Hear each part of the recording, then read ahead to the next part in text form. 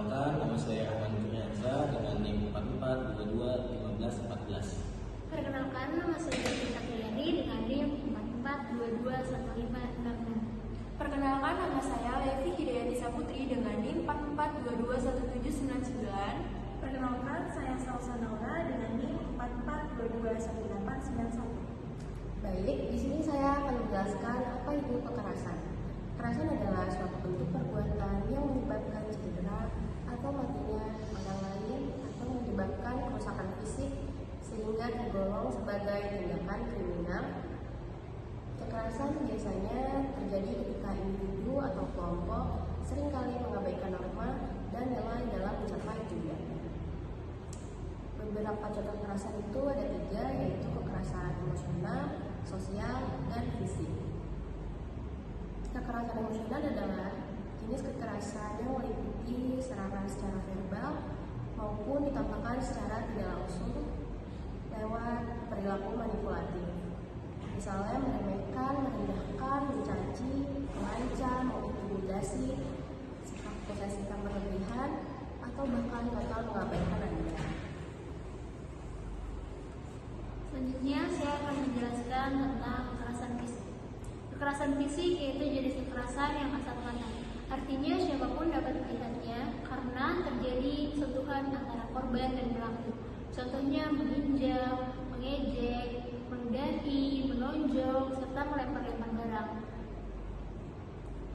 Selanjutnya ada kekerasan seksual. Kekerasan seksual adalah setiap perbuatan merendahkan, menghina, melecehkan, atau menyerang tubuh seseorang karena ketimpangan relasi kuasa atau gender yang berakibat dan mengakibatkan penderita psikis seseorang terganggu kesehatan mentalnya, bahkan korban pun dapat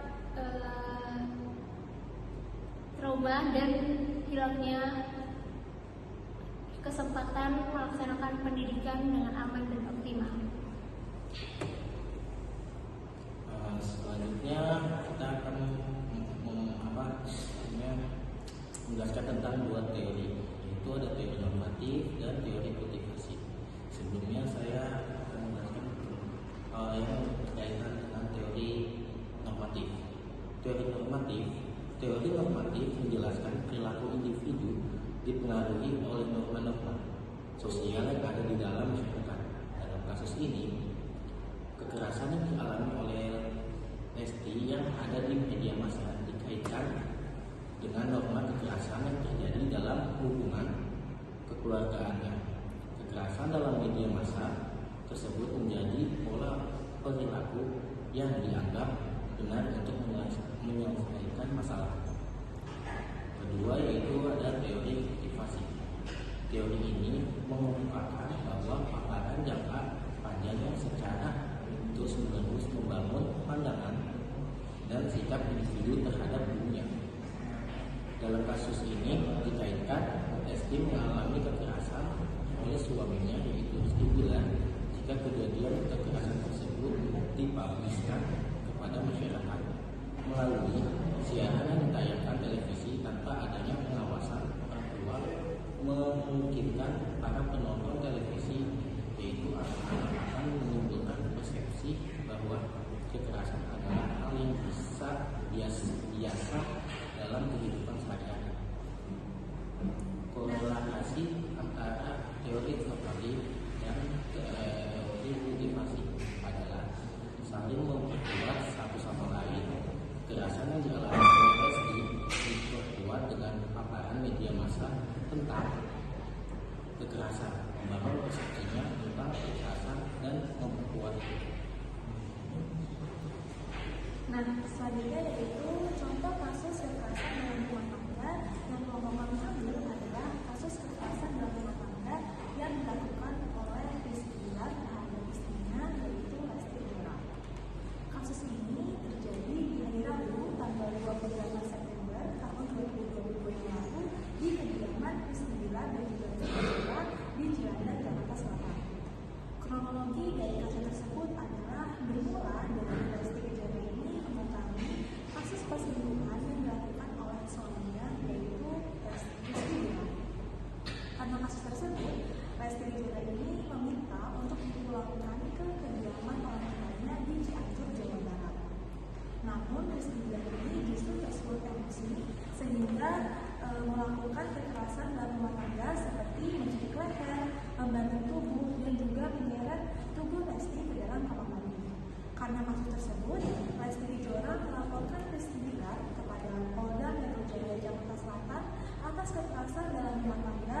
Pasal 4 Nomor 23 Undang-Undang Dasar Tahun 2004.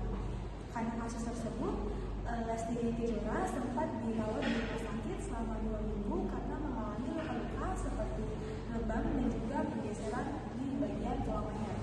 Karena kasus tersebut juga, Rizky Bilar ditetapkan sebagai tersangka dan ditahan selama 20 hari di Polda Metro Jaya, Jakarta Selatan. Dalam kesimpulannya, peran media massa dalam konteks kekerasan dalam rumah tangga sangat signifikan. Melalui perspektif teori kultivasi dan teori normatif, kita dapat memahami bahwa media massa memiliki kemampuan untuk membentuk persepsi, norma, dan sikap masyarakat terhadap kekerasan dalam rumah tangga. Teori kultivasi menjelaskan bahwa paparan yang konsisten terhadap kekerasan dalam rumah tangga melalui media massa dapat mempengaruhi persepsi masyarakat sehingga mereka menganggap kekerasan tersebut lebih umum dan wajar.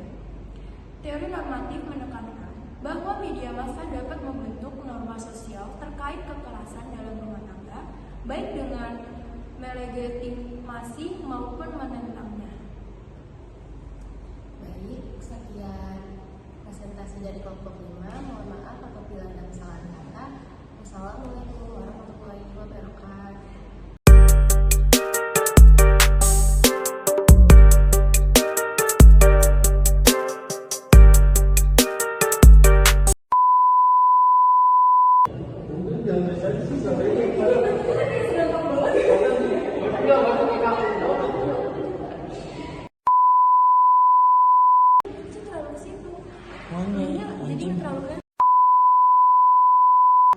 Nah, karena peristiwa tersebut, Lesti ini sempat dirawat di rumah sakit selama 2 minggu karena mengalami luka-luka seperti lebam dan pergeseran tulang leher. Karena kasus tersebut juga, Rizky Bilar ini ditangkap dan dijadikan sebagai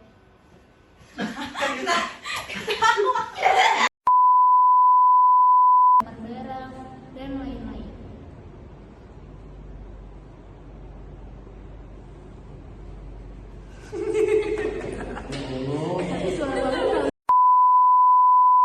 Tidak tergolong sebagai tindakan kriminal.